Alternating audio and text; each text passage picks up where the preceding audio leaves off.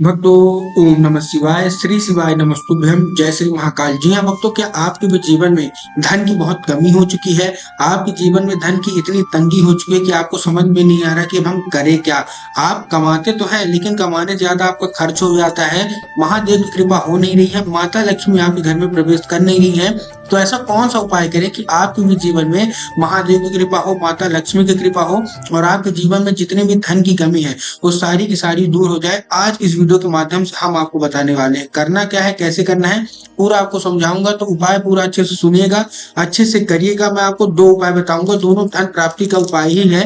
अगर आपने इसको अच्छे से कर लिया तो व्यक्ति का जितना भी कर्जा है वो सारा का सारा दूर होगा और माता लक्ष्मी की कृपा होगी। पूज्य गुरुदेव की जो कथा होती है उसमें आपको भी पता है पत्र आते हैं, तो पत्र में बहुत सारे लोगों के प्रश्न आते हैं कि गुरुदेव हमारे जीवन में धन की बहुत कमी है, तो धन की कमी कैसे दूर हो, और कर्जा भी बहुत बढ़ चुका है तो कर्जा कैसे समाप्त हो। तो चलिए आज की इस वीडियो में मैं आपको वही उपाय बताने वाला हूँ। उपाय अच्छे से कर लीजिएगा, अच्छे से समझ लीजिएगा। अगर आपने उपाय अच्छे से किया तो आपके जीवन में जितना भी धन की कमी है वो सारी की सारी दूर होगी। पूज्य गुरुदेव की कथा सुन के और बहुत अच्छे समझ के आपके लिए उपाय लेके आऊं, तो उपाय पूरा अच्छे से सुनिएगा। लेकिन उससे पहले चैनल पर अगर पहली बार आए हैं और आवाज मेरी पहली बार सुने और चाहते हैं कि रोज नए नए उपाय आपको सबसे पहले प्राप्त हो सके तो वीडियो को कर दें लाइक और चैनल को कर लें सब्सक्राइब, ताकि पूजनीय पंडित प्रदीप मिश्रा के रोज नए नए उपाय सबसे पहले आपको प्राप्त हो सके। देखिए, जो हमारा पहला उपाय है वो आपको 3 समी पत्र से करना है। करना क्या है इस उपाय में, 3 समी पत्र के अलावा और आपको क्या क्या चाहिए ध्यान से सुनिएगा।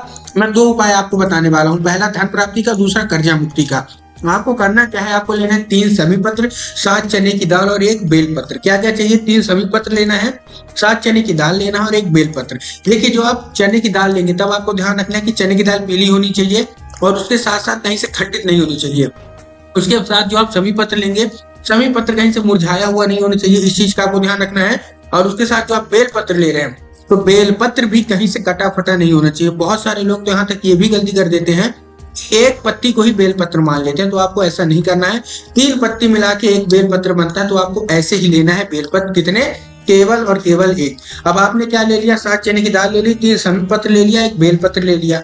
अब आपको लेना है 1 लोटा जल, जो कि तांबे के लोटे में होना चाहिए। ठीक है, जल जब आप लेंगे तब आपको ध्यान रखना है कि जल तांबे के लोटे में जल होना चाहिए।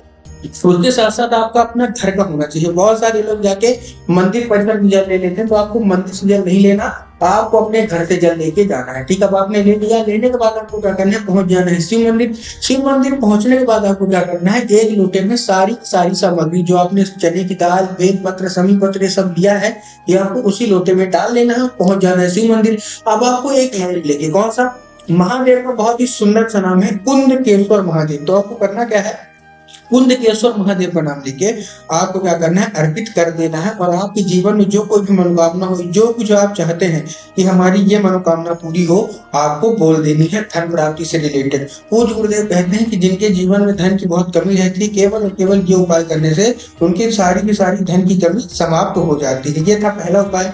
दूसरा जो हमारा कर्जा मुक्ति का उपाय है, वो कर्जा मुक्ति का सबसे बड़ा उपाय मैं आपको बता रहा हूँ। इस उपाय में आपको चाहिए कच्चा दूध और काली मिर्च। कितनी काली मिर्च आपको चाहिए, 3 काली मिर्च और 1 कटोरी कच्चा दूध। ये लेके आपको पहुंच जाना है। आपको कहाँ पहुंच जाना है, आपको बेल पत्र के पेड़ के नीचे। देखिए, जो आप दूध लेंगे वो आपको ध्यान रखना है कच्चा होना चाहिए और गाय का होना चाहिए, और काली मिर्च लेना है। आप बेल पत्र के पेड़ के नीचे पहुंच गए। पूज्य गुरुदेव कहते हैं कि बेल पत्र के पेड़ में स्वयं माता पार्वती का वास होता है, और अगर माता पार्वती आपसे प्रसन्न हो गई तो महादेव तो 100% प्रसन्न हो ही जाएंगे।